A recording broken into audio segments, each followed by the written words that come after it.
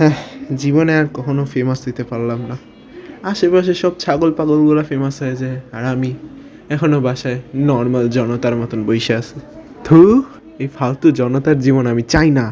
আমি হব ফেমাস। হুদাই এত জোরে চলেছে, যাই হোক, বুম।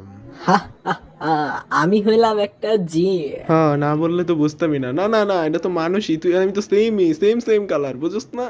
আপনি কালার নিয়ে কথা বলবেন না, আপনি তো দেখা যায় রেসিস্ট মানুষ।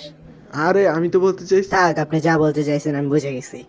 সো আপাতত আপনি আমার মালিক, বলেন আপনি কি করতে চান। একটা উইশই আমি আপনার পূরণ করব। জিন্না তো 3টা উইশ দেয়, তুই একটা উইশ কেন দিবি? জিন্না শুধু আলাদিনরেই 3টা উইশ দেয়, তুই নিজের আলাদিন ভাবছ? হ্যাঁ, নিজের চেহারা দেখছো চাই না, আগে নিজের চেহারা দেখা নেয়। আচ্ছা ঠিক আছে, আমি ফেমাস হইতে চাই। যাই হোক, বলদ তো বলদ মার্কাই উইশ চাইবে। কি? ঠিক আছে, তোর উইশ পূরণ করা হইলো। আমি একটা সাইড ক্যারেক্টার। আমি সাইড ক্যারেক্টার কে? যাই হোক, আপনারা এখন এই দুই দিকের মধ্যে যে কোনো একটাকে চুজ করবেন। সাফিন কি ভালো দিকে ফেমাস হবে না খারাপ দিকে? তাড়াতাড়ি চুজ করুন। হ্যাঁ, এই চুতিয়া মার্কা স্ক্রিপ্ট কে লেখাইছে, হ্যাঁ?